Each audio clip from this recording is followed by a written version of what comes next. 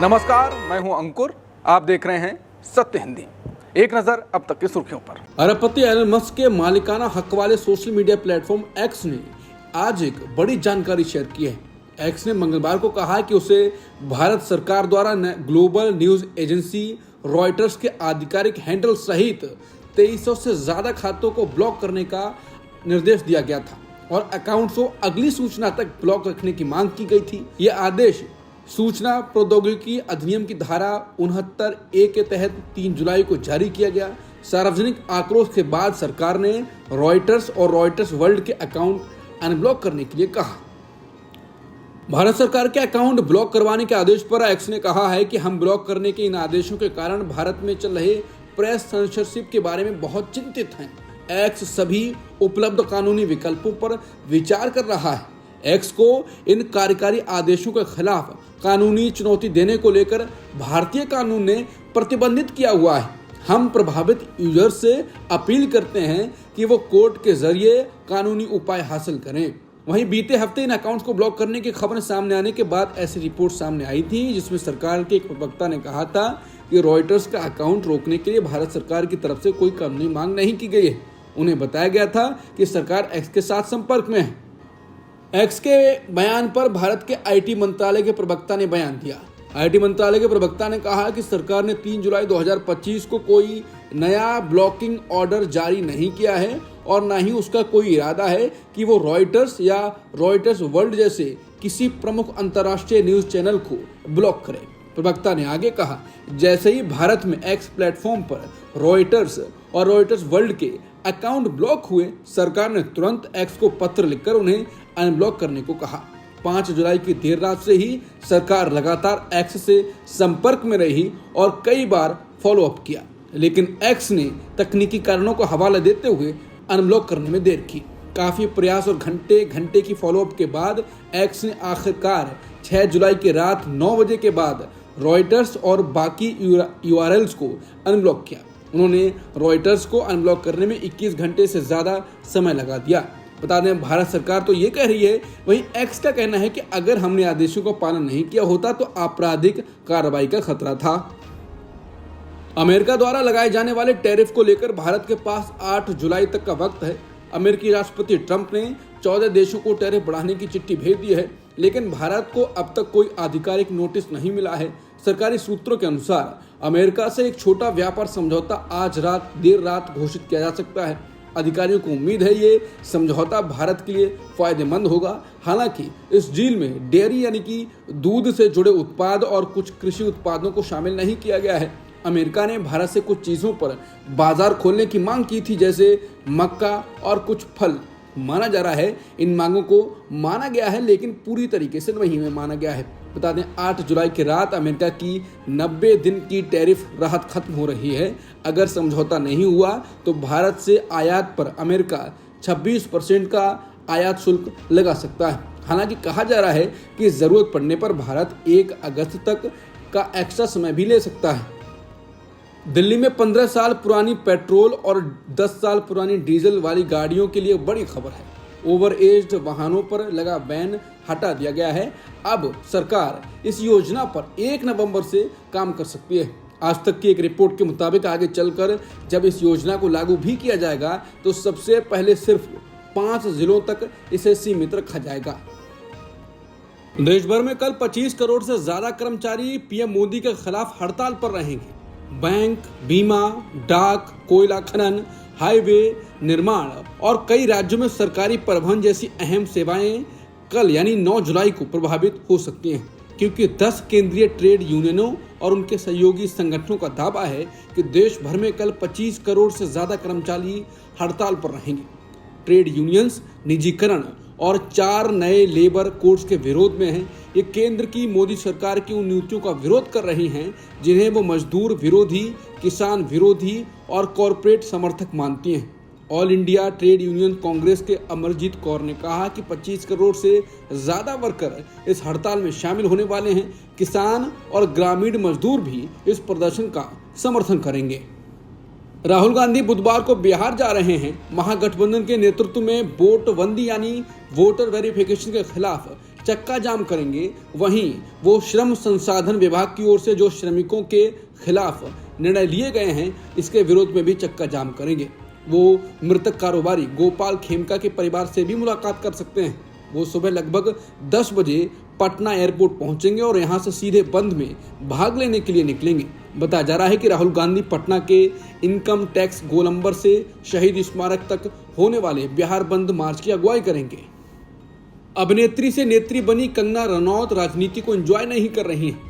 कंगना का कहना है कि वो पब्लिक सेवा के लिए ठीक नहीं है, क्योंकि वो बहुत ही स्वार्थी व्यक्ति हैं जो अपनी लग्जरी लाइफ का आनंद लेती हैं। इसके अलावा उन्हें अपने पॉलिटिकल करियर को आगे ले जाने में कोई दिलचस्पी नहीं है। कंगना ने कहा कि मैं एक सांसद हूं और ये लोग मेरे पास पंचायत स्तर की समस्याएं लेकर आ रहे हैं। वो टूटी सड़कों जैसी समस्याओं के साथ पास आते हैं और मैं उन्हें बताती हूँ ये राज्य सरकार का मुद्दा है और वो कहते हैं आपके पास पैसा है, आप अपना पैसा इस्तेमाल करें। इस दौरान जब कंगना से पूछा गया कि क्या वो खुद को भविष्य में प्रधानमंत्री के रूप में देखती हैं, तो एक्ट्रेस ने कहा, मुझे नहीं लगता कि मैं भारत की प्रधानमंत्री बनने के योग्य हूँ, ना ही मेरे पास इसके लिए ज़रूरी जुनून या झुकाव है।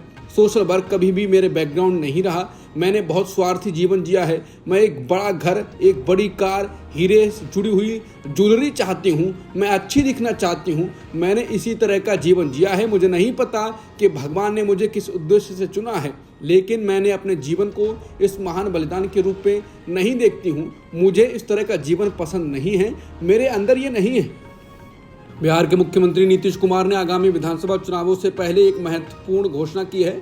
उन्होंने मंगलवार को राज्य की सभी सरकारी नौकरियों में सिर्फ बिहार की मूल निवासी महिलाओं के लिए 35% आरक्षण की घोषणा की।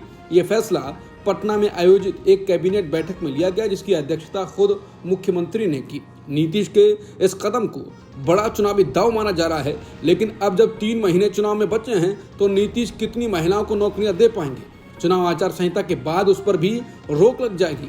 नीतीश कुमार ने इस निर्णय को नारी शक्ति को बढ़ावा देने की दिशा में एक बड़ा कदम बताया है। ठाणे के मीरा भाईंदर इलाके में भाषा विवाद को लेकर व्यापारियों के विरोध प्रदर्शन के जवाब में प्रदर्शन कर रहे मनसे कार्यकर्ताओं को पुलिस ने हिरासत में ले लिया। मीरा भाईंदर में मनसे को मोर्चा निकालने की इजाजत नहीं दिए जाने के संदर्भ में महाराष्ट्र के मुख्यमंत्री देवेंद्र फडणवीस ने भी प्रतिक्रिया दी। उन्होंने कहा कि महाराष्ट्र एक लोकतांत्रिक राज्य है, यहाँ कोई भी मोर्चा अनुमति लेकर अपना मोर्चा निकाल सकता है। उन्होंने कहा कि पुलिस तब मोर्चा निकालने की अनुमति देती है जब वहीं कोई भगदड़ जैसी स्थिति या फिर यातायात में समस्या न खड़ी हो। अगर ऐसा कुछ नजर आता है तो पुलिस रूट बदलने के लिए कहती है। उन्होंने बताया कि इस संदर्भ में मैंने पुलिस कमिश्नर से पूछा तो उन्होंने जानकारी दी कि उन्हें रूट बदलने के लिए कहा गया था, लेकिन वो उसी रूट पर अड़े हुए थे और इसलिए पुलिस ने उन्हें अनुमति नहीं दी। फडणवीस ने यह भी कहा कि मैं महाराष्ट्र के मिजाज को जानता हूं, इस तरह के प्रयोग यहाँ नहीं चलेंगे। मराठी आदमी बड़े दिल का है। झारखंड से बीजेपी सांसद निशिकांत दुबे द्वारा मीरा रोड की घटना को लेकर ठाकरे ब्रदर्स को चुनौती देने के बाद महाराष्ट्र में सियासत गर्माती जा रही है। निशिकांत दुबे के पटक कर मारने वाले बयान के विरोध में मंगलवार को शरद पवार के एनसीपी ने जूते मारकर विरोध जताया। उद्धव ठाकरे की अगुवाई वाली शिवसेना यूबीटी नेता संजय राउत ने दुबे के बयान पर कड़ी आपत्ति भी जाहिर की। एनसीपी के युवा नेताओं ने कहा कि निशिकांत दुबे का बयान सिर्फ मराठी भाषा की आलोचना नहीं है, ये महाराष्ट्र की पहचान पर सीधा हमला है। भाजपा का पुराना खेल फिर से शुरू हो गया है। वो बिहार में चुनाव और महाराष्ट्र में आग लगा रहे हैं। संजय राउत ने कहा कि कौन है दुबे?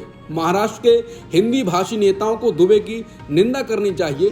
बीजेपी का सांसद मराठी लोगों के बारे में घटिया बात कर रहा था और फडणवीस सरकार चुप है। एकनाथ शिंदे खुद को नेता मानते हैं, दाढ़ी पर अपना हाथ घुमाते हैं। या तो शिंदे निशिकांत दुबे के बयान का खंडन करें या फिर अपनी दाढ़ी काट लें, या फिर हम उनकी दाढ़ी काट देंगे, इस्तीफा दे दो अगर मर्द हो तो।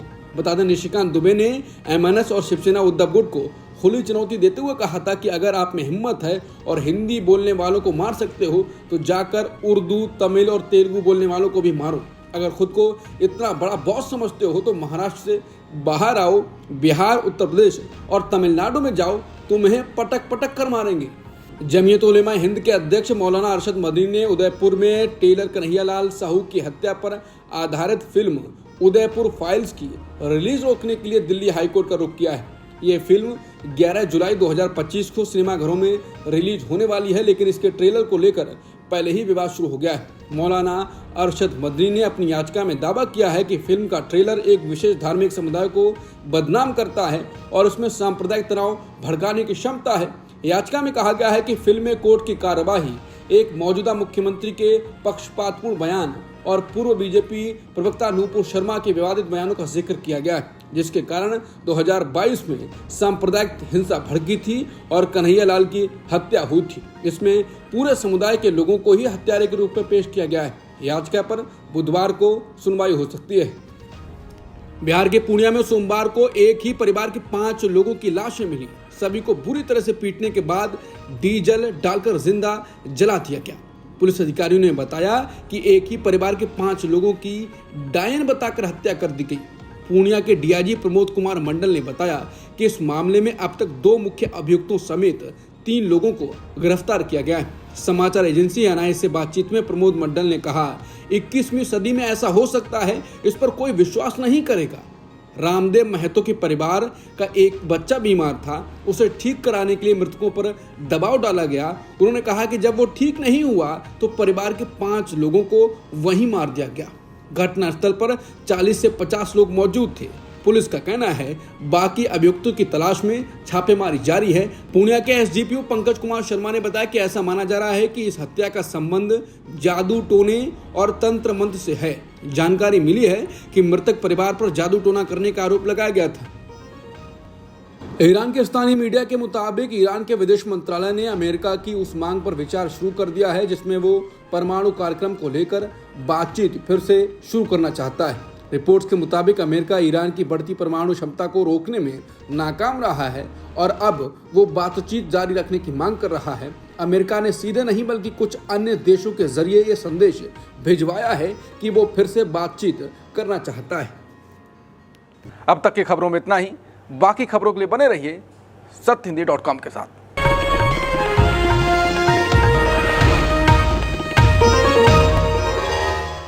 Copyright disclaimer under Section 107 of the Copyright Act 1976. Allowance is made for fair use for purposes such as criticism, comment, news reporting, scholarship, and research. Fair use is a use permitted by copyright statute that might otherwise be infringing.